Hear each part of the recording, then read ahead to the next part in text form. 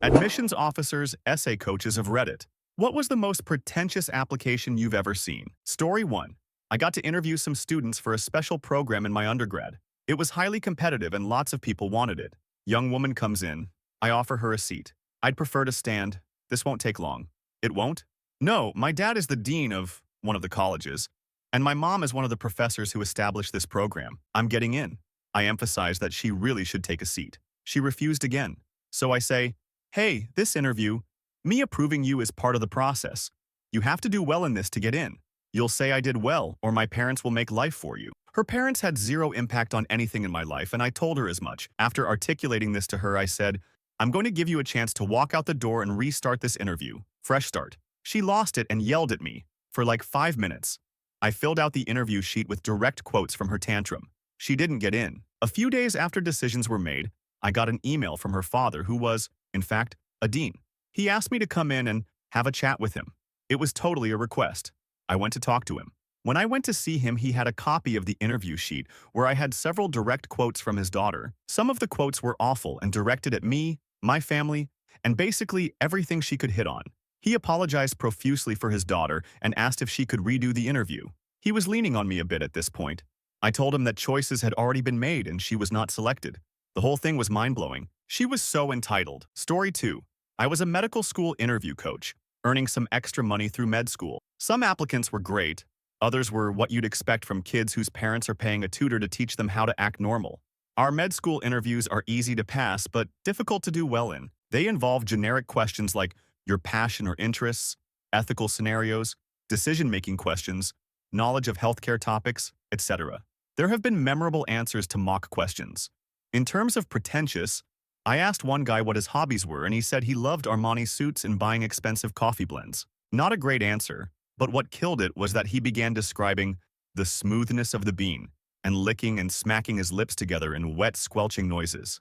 Another applicant's dad was a successful surgeon, so he argued in his answers, I basically already know how to be a doctor through osmosis. He'd failed the entrance exam 7 times, and his dad opened a lot of doors for him, getting him research editor positions for his CV, etc.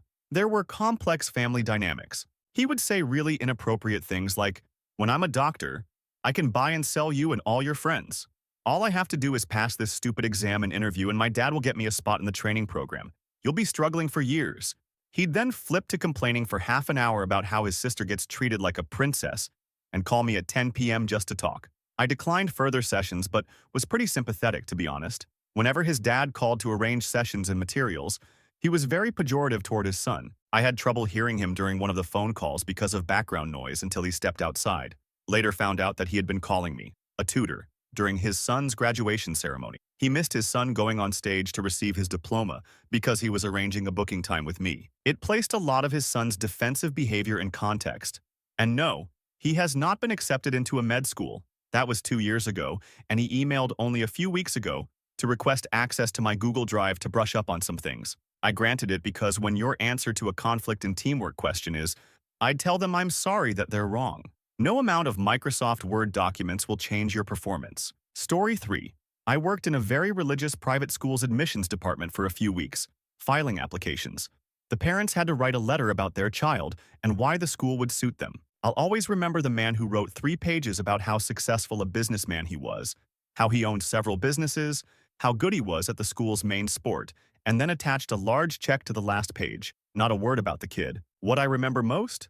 The rejection letter from the principal with a thinly veiled insinuation that bribery was immoral and not acceptable at this school. Story 4. Letter simply said something along the lines of, let me in X hall named after Grandpa. He donated a ton of money, so this letter means nothing. He was right, got right in. Gotta love pay to play. Story 5. Oh, I have one. A longtime friend's mother reviews applications at an elite college. I saw her recently and she was telling us about some of the essays. One was from a girl who clearly came from a background of great privilege. She described a day of shopping and dining at swanky places with her parents in the big city one day. At the end of the day, they came across a homeless man sitting on the sidewalk begging for money or food. She initially passed him by. But then, seeing the American flag flying on the corner up ahead on the next block, remembered what this great country of ours was built on, as well as what life is truly about, and went back to give this homeless person her restaurant leftovers. All described with much self-congratulation. I'm paraphrasing a lot of it, but the part in quotes is exact and will likely be repeated for some time to come, accompanied by chuckling by my friend and me. The country was built on, and life itself is about, giving a homeless person your half-eaten burger and fries. And, last but not least, huge thanks to the person who gave me silver. Wow, what a nice surprise. Edited. Story 6. Doesn't quite answer your question, but we recently had someone we had rejected for our most competitive course email us. He said that he regretted to inform us that he was unable to accept our rejection and would see us on the first day of the course very soon. Story 7. I once got a binder with 19 letters of recommendation from what seemed every adult who ever vaguely met the student. We also got photocopies of her scuba license and lifeguard certification. This was just for a college with a 98% acceptance rate. We also had an essay question that was, if you could spend a day with anyone in the world, living or dead, who would it be and why? And some kid wrote about how the college admissions racket discounted who he was as an individual and that he wanted to spend the day with the college admissions officer so they'd really get to know him. Came off as a bit creepy. And again, 98% acceptance rate. If you could write a coherent sentence and didn't murder anyone, you were going to be accepted. We didn't freaking care about your personality. Edit. Yikes, this blew up. I tried to answer some of the questions below, but here's a summary. Criminal records. Worked with international students who were going to get visa applications rejected with felonious pasts. Letting them down early prevented them from spending a lot of time money trying to enroll when they wouldn't be able to. Why we had an essay with that kind of acceptance rate. To make sure the students could string a few sentences along and weed out the students who weren't willing to put in the effort and had no intention of enrolling Scuba Girl, not applying for marine bio. Only 3 to 4 letters came from people who seemed to have strong relationships to her. The rest were vague, brief, polite letters from people who were vague acquaintances, sometimes from several years prior, childhood camp counselor who had her for 1 week in 4th grade. It was a waste of our time to read them, as they told us nothing. She sent us a copy of her scuba certification, but there was another certificate, 7th grade honor roll or something, that was original, so we ended up paying to mail the entire binder back to her in the end, so she'd have her original. It also was annoying because it didn't fit in our filing cabinet and had to live on my desk for months. I'm not disclosing the school I worked at, but it was a private, non-profit. I actually honestly believe the faculty were good instructors and the students were going to get a decent education. Being tuition revenue reliant, virtually no endowment, they made some cynical decisions in the admissions office to make it appear we were more competitive selective because most people, especially parents who could write a check, assume that's the only mark of a good school. Story 8. I went to space camp on a scholarship program after writing an essay to get in. One of the kids in my group, who time and time again proved he wasn't smart enough to write his own essay, bragged about how his mother wrote his, and he didn't even want to be there. Messed up on both their parts to take away an opportunity from someone who actually wanted to go. Story 9. For me, it's the students that disparage the very ones that provide their application support. The kids that bash their coaches for not starting them for X Games, or complain about their teachers who give them too much homework. Meanwhile, the recs and coaches are writing about how great this kid is. Never a good look. Edit. Whoa, this is my new top comment. Had no idea it was my cake day. And also source, former admissions counselor. Thank you all. Edit 2. Grammars. Story 10. A whole essay about how it had long been her dream to study at the prestigious University of Leicester, and all the incredible gifts life would bestow on her for living her dream. In an application for a university that was not Leicester. Story 11. Obligatory, not an admissions counselor, but I was a master's student who helped a family friend's high schooler edit her college admission essay. The prompt was something about the greatest struggle they've experienced that made them who they are. Her response? My greatest struggle in life was that I was too academically advanced for my age, and I was not challenged enough in school. Yikes. Story 12. I used to tutor at uni, and helped occasionally with my tutees applications. One thing I always encouraged them to do was to mention their aspirations after graduating, and to mention why specifically this university. One kid, who'd been a pretentious the whole time, actually wrote in his essay that he didn't really care about the academic part because his dad was just going to give him a job when he graduated anyways. He chose the unis he was applying to based on how impressive they sounded and how good the party life was. I kept in touch with his sister. She was super smart and studied the same subject as me, so I helped her out with career advice, etc. later on. She dropped into conversation later with a noticeable bit of glee that her brother was going through a challenging patch because his father informed him that no, daddy was not going to give him a free ride into a cushy job and did expect him to get a real job. Edit. Since you all love the word tutti so much, allow me blow your tiny minds. Ready? Mentor, mentee. Story 13. I reviewed an application from someone with test scores and grades in the upper percentiles of the school's average. As long as the essay was inoffensive and decent, we would let him in. But his essay was easily the most awful thing I had ever read, to the point where I assumed that he was trying to sabotage his application. However, after we rejected him, he, not his parents, called the school complaining and sent an appeal begging for acceptance. His essay started out okay. The first paragraph he talked about why he chose this school, that was the prompt, and what he hoped to achieve in his time in college. So far, so good. But then it got weird. He talked about how he wanted to stop discrimination. The applicant was white, and how he saw racism for the first time in middle school kickball. Whenever a black kid would come up to bat, all of the outfielders would spread out. The applicant described this as systemic racism, and his way of solving it was to kick the ball further than any black person on his team, which he did. First of all, the whole racism topic came out of nowhere, and the story didn't tie into anything. After this, he started talking about his favorite podcasts, even mentioning some by name. If you want to know more about my personality, just listen to this podcast, and you'll get a better understand of who I am as a person. He closed the paper by saying, "I would like to close this paper with a quote," which I thought was a joke, because there was nothing left on the page, just that single sentence. Apparently, he just hit enter on his keyboard a bunch of times because on the next page was the quote that he wanted to close the essay with. It was a full page-long manuscript of a Richard Pryor comedy routine about going to Africa for the first time. Yes, he kept all of the N-words in the routine, and even went so far as to replace all of the soft R's with hard R's for no apparent reason. At the end were 3 links to the podcast that he mentioned, which I didn't listen to because the essay was printed out when I read it, so I couldn't click the links. Story 14. I'm a college admissions consultant, and the worst one I've read was a full meta-essay about how much the applicant loved college admissions and writing admissions essays. It was arrogant and aloof throughout, but the kicker was when the student called herself an elite applicant with outstanding admissions essay skills, right there in the essay. I felt sorry for her because it felt like the stress of the process had given her a Stockholm Syndrome obsession with it. I tried to bring her back to reality gently, but she wasn't having it. She didn't get in. Shocked Pikachu. JPG. Edit.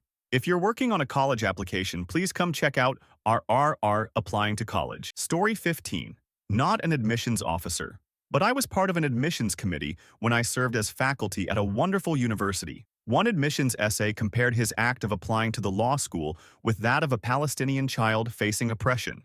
The closing line was, "Bravery comes in many forms. A Palestinian child picking up a stone against illegal occupation, and me writing this essay, both are comparable. Still haven't forgotten it." Edit. Thank you all kindly for your feedback and upvotes. Had never shared this story with anyone before. Glad I had an opportunity to share. Being a professor is weird and amazing. Oh, the stories I have. Story 16. I used to help out with auditions for the acting program at my school, and one girl came in with a scented resume. Before she walked in, the head of acting was like, "During the interview, do not mention the resume." She was not a good actor. The scented resume was clearly something she thought was cute and charming enough to score her some personality points. Nope. Story 17. Not an admissions officer, but I have evaluated placement essays for first-year writing, first semester, second semester, or in rare cases, tested out completely. I remember reading one about how selfies were important because of such reasons as so people can know where you are, and if you travel, you can use them to take pictures of monuments and landmarks. This student essentially, though I'm not sure intentionally, made the argument that every picture that is taken has to be a selfie, and if they weren't in the picture, it wasn't worth anything. I put them in first semester. Edit. Wow, thank you for all the upvotes. For clarification, this occurred during the summer of 2014. Based on the content of the paper, it was made clear that this person thought the only function of the phone camera was to take selfies. There were also a fair amount of mechanical errors, along with a lot of logical errors. Story 18. I saw an LSAT writing prompt that started with the line, "Hitler had a few good ideas." Really doesn't matter what you say after that. It also had absolutely nothing to do with the prompt. Edit. For clarity, the LSAT has a prompt that consists of some group trying to make a decision between 2 mundane options. Your goal is to argue for one option over the other. That's it. In no way, shape, or form did the scenario have anything remotely to do with Hitler. Nor did this person pick one of the sides. He simply wrote an essay about Hitler. Have fun not getting into law school. Story 19. I used to do a little recruitment from time to time for a large cruise line based in the UK. I once had an application through where the applicant's CV was literally him asking himself questions and then proceeding to answer them. It read something like this. So, you're probably thinking, who is this guy? Well, I'm a hardworking individual who isn't afraid to go above and beyond. Why go above and beyond, you say? Well, I believe the customer always comes first, etc. You get the idea. Story 20. Self. I wrote about how anti-intellectual religion was. I don't even remember the prompt. That was what I was writing about no matter what. Every other word was a thesaurus drop-in. Jesus Christ, it was bad. Story 21. Every essay that uses famous quotes as if they're the first person to ever think of using a famous quote in an essay. No, you are not original. I actually don't mind quotes if there's a good story attached to it, but it's rare. People usually just throw in a random quote to sound smarter or more cultured. Execution is key. Also, when people write about my school to make it sound like they've done their research, and they've clearly just regurgitated information from the website. I know where I work. I don't need you to recite the website back to me. Also, now I'm worried you'll get busted for plagiarism if you become a student here, because you clearly just copied and pasted our website content into your essay. Don't make someone question your academic integrity in your admissions essay. Story 22. Not an admissions officer, but I went to high school with a girl who was top of the class, applying to all the Ivies. 4.0 unweighted GPA, APs, etc. She wrote her essay about how she overcame stereotypes by being smart and a cheerleader. I'd say that's pretty pretentious. Story 23. Somewhat pretentious, or perhaps just plain weird.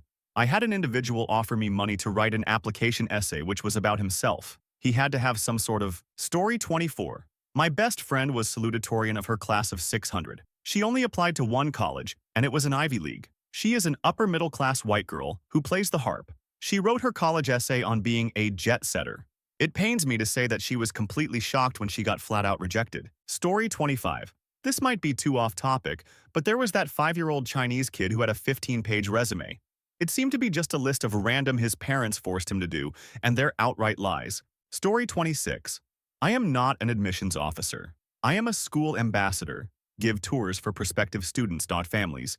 And our office is where admissions counselors make decisions. We work closely together as I need to be able to answer questions about admissions. I remember a horror story where a student sent an application, had decent scores, a decent essay, but had almost no extracurriculars. This is a bit of a red flag as our school has a unique program for which community interaction is really important. About a week after decisions are posted, admissions receive an email from the mother of the student described. She proceeded to rip apart the entire admissions team, saying they, and I quote, are void of any talent or ability to contribute to society. Yet, when you're meant to do your horribly mundane, underpaying, and useless job, you can't even do that right. She proceeded to talk about how her daughter was going to be the next president of the United States and how we messed up real bad. This email was met with a response among the tune of, "We're sorry you feel you weren't given a good chance. You can appeal and we'll look again," etc., which is a courtesy that almost all schools will do. The mother replied, sorry for paraphrasing, like, "Why would we want to go to your horrendous, vile institution? The grounds of your campus aren't worth the bottom of my daughter's feet." Yada, yada, yada. Her daughter is the second, third, fourth, and fifth coming of Jesus Christ all rolled into one. Yada, yada, yada. Then she got personal. She was like, "And by the way, Jenny," different name, but referring to supervisor of admissions, "I just thought you should know that you are extremely unprofessional on your social media. Jenny is literally the kindest human being I've met in my entire life, and the worst thing on her social media is like her at a restaurant with her family and an alcoholic beverage on the table. Fun times." Edit. Fixed some grammar stuffs. Edit. Because everyone is getting so mad in the comments. Just want to go over a few things. 1. It's a high-rated private institution. We have far more applicants than we can fit onto campus. We select what we believe are the best candidates based on factors other than grades. It's a holistic approach. We look at everything. 2. This is somewhat unique to our school. Some schools only care about grades. Some schools care mostly about grades. Some schools care about grades and work, sports, curriculars, community involvement equally. Some schools don't care about grades. 3. We value the outside stuff more so than most schools around our rankings because of our specific programs. It's about matching students in school together. I will tell families who have serious concerns about some of the programs that would favor a more active and involved person that maybe our school isn't a good fit. This isn't because their child isn't good enough. It's because sometimes things just don't fit. 4. We are not the only university for higher education in the world. If someone is denied here, they can certainly go other places. 5. Having extracurriculars doesn't make you the best people. It just means my school feels like you will fit better if you do. Story 27. Obligatory. Not an admissions officer, but my senior year of high school, we read our college admissions essays for our English classes. One student's broad topic was admirable. He wrote about ageism, and that it was sad that it stopped people from doing the things they loved. Young people should knit, old people should rollerblade, stuff like that. However, the actual bulk of the essay was him describing how much he loved to play with stuffed turtles.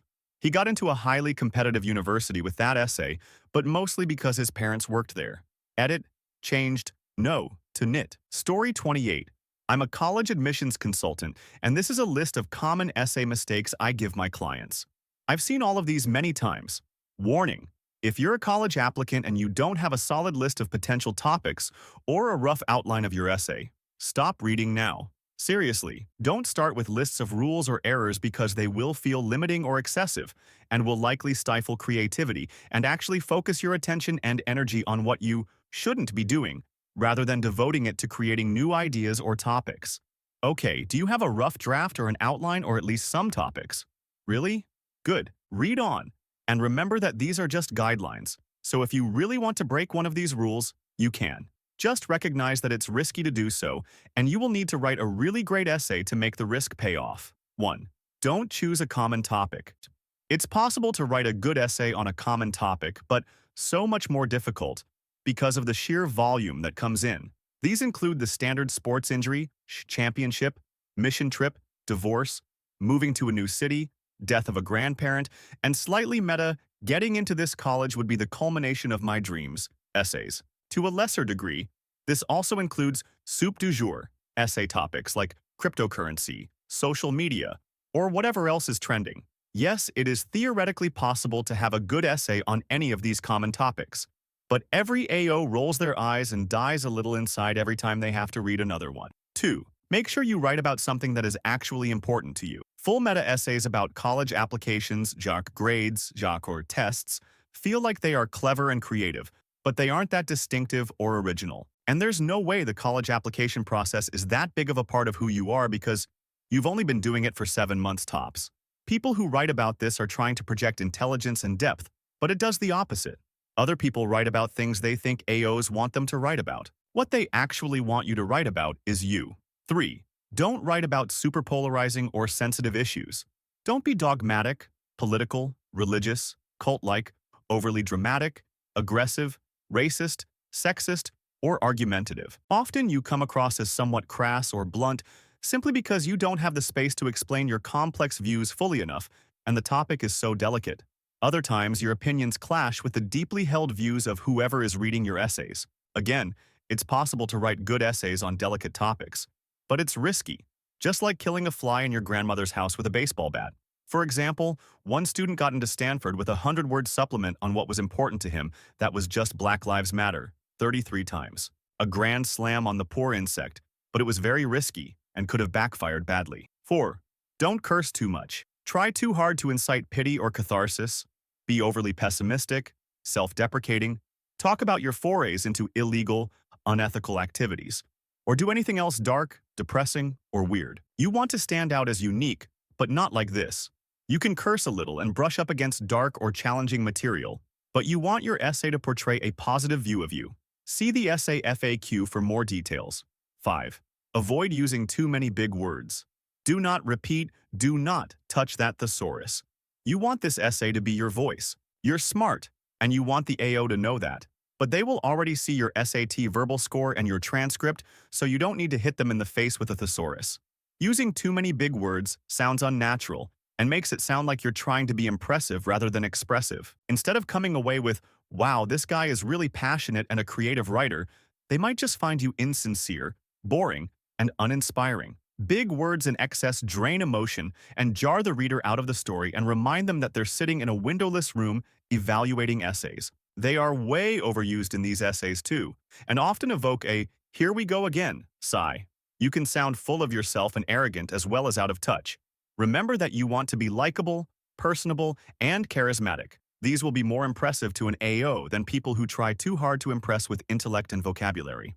6. Take time to edit and review your essays. I've seen essays list the wrong school. I've seen a student literally misspell her own first name in the essay. I've seen essays that scream that English is not your first language so loudly they are hard to get through. You don't want any of those. Review your essays, revise them, and get someone else to help give you feedback too. The essay section of this book has many useful tips for reviewing essays. 7. Don't make your essays low-effort or last-minute rush jobs. Too many bright students are used to churning out an essay in a couple hours and getting an A almost by default. Or they're used to putting things off until the last minute but succeeding anyway because they're very bright. Or maybe they're shotgunning too many schools and are already sick of it. Or maybe they don't actually want to go to that particular school so they don't really try. Whatever the reason, this is a recipe for disaster on college application essays because they are supposed to be much more than the typical writing you produce. They should be thoughtful, introspective, expressive, creative, inspiring, interesting, and revealing. You won't get that kind of compelling writing in a single draft or with a lazy approach. Usually, when an essay was thrown together with little effort or very quickly, it shows. That always communicates that you either don't care enough to give it the time and effort it deserves, or that you aren't capable of better. Either way, it's a fast one-way ticket to the waitlist. 8. Don't try to write about your entire life from a 30,000-foot view. You simply don't have space to say everything about yourself, so don't try. Pick a few attributes and try to tell one story that showcases those. If you bite off more than you can chew, you probably won't end up saying anything really compelling about yourself. The more you zoom out, the more every student looks the same. It's only when you talk to them, get to know them, spend time with them, learn about them, and engage them that you start to see how different, vibrant, interesting, talented, and incredible they are. So give the AO an opportunity to get close to you in the essay. Go small. Zoom in on one story, not your whole life. Don't use an introduction, just jump right in and let the story fill in the details as you go. 9. Don't use pithy aphorisms, cliches, or generalities. Even if you made them up, they're original to you. Don't try to include wholesome-sounding life lessons or broad sweeping statements about the world or humanity. None of these. I learned more from them than they did from me. By striving to achieve greatness, we can become more than we ever thought possible. Only by helping others can a person truly realize their potential in the world. I am far stronger than I knew, and I'm excited to face the next set of challenges. Those are all the worst, and are an instant eye roll and not this again sigh. 10. Don't fail to complete a portion of the application. On multiple occasions, I have been reviewing an app and the next section loads, and it's empty, or the essay is only partially complete. I refresh the page and still get just half an essay. I reach out to the admins to make sure there's not a clerical or systems error. Then I ask them to check the student record, and if possible, follow up with the student to make sure they completed the section. Sometimes we get a response with the missing section, and sometimes we don't. It's hard for this to turn out well. Many schools would not be this gracious and would simply move on to the next app. If you're paying the app fee, get your money's worth by actually filling out the whole thing and completing your essays. 11. Don't be so academic or stick too close to the prompt. Some prompts are more dangerous for falling into this mistake, but so often students are conditioned to answer questions directly and fully like they would for school. The prompt is primarily there to get you to talk about yourself, not to assess your ability to answer a question completely and fully. So if it asks why you want to go to X school, don't write 500 words praising the school for being so awesome. They already know how awesome they are. What they want to know about is you and how you fit the school. Make sure your response addresses the prompt and that it's clearly written for that school, but don't treat it like an exam question. Think of it more like someone asked you that question on a date to find out more about you. Let the response be more reflective of you than it is of the prompt. Story 29. Psychiatric nurse, studying for PhD, didn't know what dementia is. Having now fully woken up, I realize this doesn't really fit the criteria, but may fit the spirit of it, so have left it up. Interviewed a locum who applied for a job in a community mental health (MH) team that specializes in diagnosis and support for people with dementia. She was a qualified psychiatric nurse with an advanced degree and studying for a PhD. Her CV was impressively full of achievements and innovative work, such as setting up and running a cafe for people with MH problems, and had apparently got an award for same. She turns up for interview with dog hairs all over her dirty clothes, hair unbrushed. This would not have been an issue particularly if she had actually been able to give a definition of dementia or had known the name of any of the standardized tests. Every MH professional would know and used at least one. She also couldn't tell me any of the medications used to mitigate the effects of dementia, although there had been a lot of controversy in the news about the NHS allowing them to be prescribed. At that time, we didn't employ her. Another team did, however. A few months later, she was asked for interview again. My bad. We were very short-staffed, and there were a couple of us going through the myriad of CVs sent by agencies. Also, the CV showed employment by this other team. I go to get her from the waiting room. She looks up, her face fell, and she just said, "Oh no." Anywho, because she now had some experience, we interviewed again. Nope, nope, nope. After the interview, I called the other team. She had been so awful they decided to never employ agency staff again, which was short-sighted of them. A lot of agency staff are amazing, but you need people who can hit the ground running and therefore must interview thoroughly. Story 30. Husband of a friend of mine went to a prestigious college for grad school, where his father happened to be an alumni and hold some sort of executive position. Dad not only pulled all kinds of strings to get son in, but he wrote his essay. This guy isn't at all ashamed and loves to mention his alma mater in passing conversation. Story 31. Not pretentious, but I had a Chinese student write in their application, "I hardly ever waste water, paper, or rice." Presumably he was conflating economics, the degree subject being applied for, with being economical. He also said that he had found a phone and had returned it to the owner, even though he was Russian. Story 32. If anyone is reading this looking for advice on what not to do, general rules are: avoid quotes. It is fine to have idols and talk about them, but quotes take up valuable space and word count, and it's not even your own words. Better to make a subtle reference to it or talk about the meaning of said quote and why that inspires you. Show, don't tell. It is a waste of time saying, "I went to X for experience," without talking about what you learned from that experience. Otherwise, it's just a meaningless non-comment. Hobbies. Don't just put reading. It's nothing special to say you read as if it makes you different and links into the above point. Talk about what genre, what you've learned from it, and how it will help you going forward in the role. Story 33. Wasn't exactly a coach, but in my junior year of high school, we peer-reviewed each other's essays, and the guy I got paired with, who was sending this to MIT, made the assertion that, "I am an asset to your institution, for when I am wildly successful, I will be sending money back to the school through charitable donations. I will also give your school incredible amount of publicity when I am interviewed by the press."